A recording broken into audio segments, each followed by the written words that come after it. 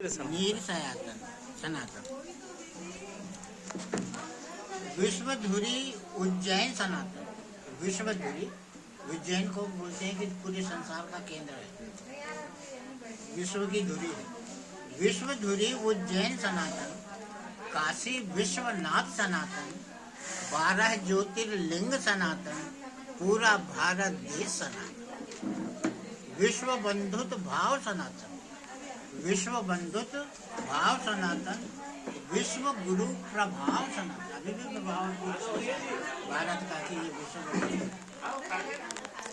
विश्व बंधुत भाव सनातन, विश्व गुरु प्रभाव सनातन, वैदिक संस्कृति मूल सनातन।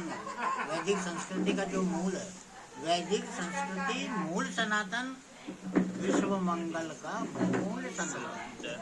यदि विश्व का कल्याण चाहते हो, विश्व शांति चाहते हो, तो उसका मूल भी सनातन धर्म ही होगा, तभी पूरे संसार में शांति स्थापित। ये मेरी कविता का पाठ है। ये कविता आपने लिखा है? हाँ, ये कविता। आपका शुभ नाम? मेरा नाम टी.एस. तेगा मंजान, निवास बरघाट, जिला सिवनी।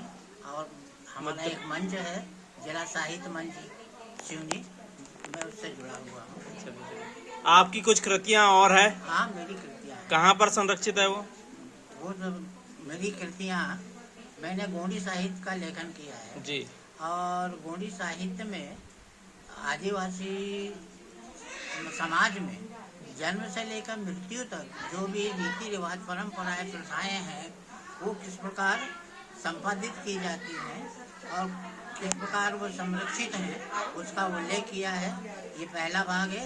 उसी किताब में दूसरा भाग है कि गोंडी भाषा को हम किस प्रकार सीख सकते हैं और किस प्रकार उसे जीवित रख सकते हैं।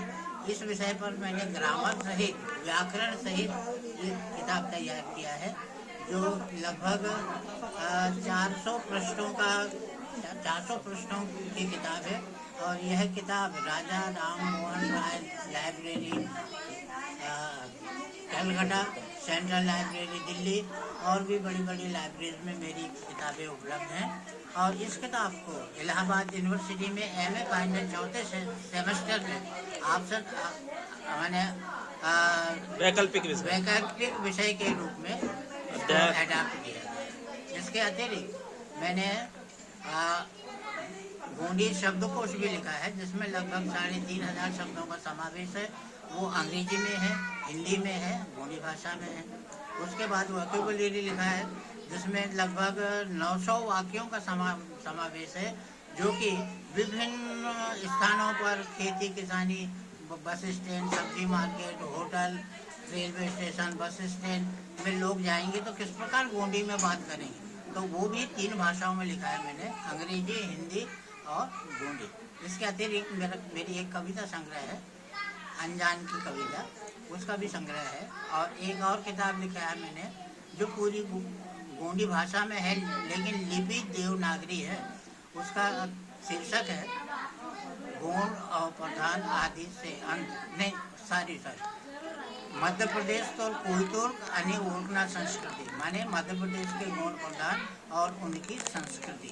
दादाजी, एक प्रश्न था कि आप भी आदिवासी समाज से आते हैं। मध्य प्रदेश और छत्तीसगढ़ बाहुल्य है आदिवासी समाज, और आपने सनातन से संबंधित एक कविता सुनाई जो कि विश्व मानव को विश्व गुरु भारत का संदेश दे रही है। इस विषय में आपके अंदर विचार कैसे आया? देखिए, हाँ, हम भारतीय हैं और भारतीय जो संस्कृति है, यह सनातन संस्कृति है।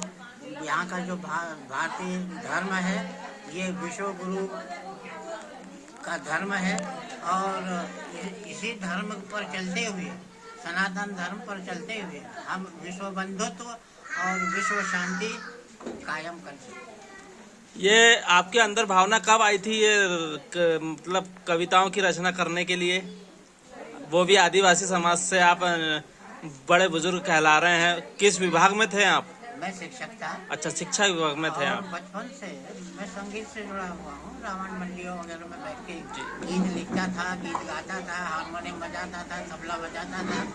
तो संगीत के प्रति रुचि होने के कारण कविताओं की तरफ लगा होना, एक सामान्य सी बात है। तो कविताओं की तरफ मेरा झुकाव हुआ तो मैंने लेखन भी शुरू किया और बहुत सी कविताएं भी लिखी। अच्छा टेकाम दादाजी, एक प्रश्न और था कि जैसे आपने कहा कि रामचरितमानस वगैरह का आपका अभ्यास था, तो रामचरितमानस में आदिवासी समाज का क्या उल्लेख है? 2 शब्द में बताइए। बिना आदिवासियों के सहयोग के भगवान श्री राम कुछ भी नहीं कर सकते थे। वनवासी जीवन काल 14 वर्षों तक आदिवासियों का साथ रहा है। हर कदम कदम पर भगवान श्री राम का उन्होंने साथ दिया है, उनका समर्थन किया है। इसके लिए माता सबरी का उदाहरण भी आपके सामने है। और भी अन्य जो रामायण के पात्र हैं जो आदिवासी हैं, तो भगवान श्री राम का संबंध आदिवासियों के साथ निरंतर रहा है और आदिवासियों की सहायता से ही उन्होंने 14 वर्ष का जीवन व्यतीत किया, रावण पर विजय प्राप्त किया, माता सीता को वापस ले आया। आपसे एक प्रश्न है, उसके ऊपर आपकी टिप्पणी चाहूंगा मैं एक वाक्य में। तुझ में राम, मुझ में राम, सब में राम समाया है। कर लो जगत में प्रेम, सभी से कोई नहीं पराया है। एक ही माँ के बच्चे हम सब, एक ही पिता हमारा है। फिर भी ना जाने सनातन धर्म में किस मूर्ख विचार ने हमको लड़ना सिखाया है। बहुत अच्छा प्रश्न है कि सनातन धर्म इतना विस्तृत धर्म है कि उसमें सारे धर्म समाहित, सारे वर्ग समाहित, सारे समाज समाहित हो सकते हैं। इतना विशाल है सनातन धर्म का जो हृदय पटल है, बहुत विस्तृत है, उसमें सबका समावेश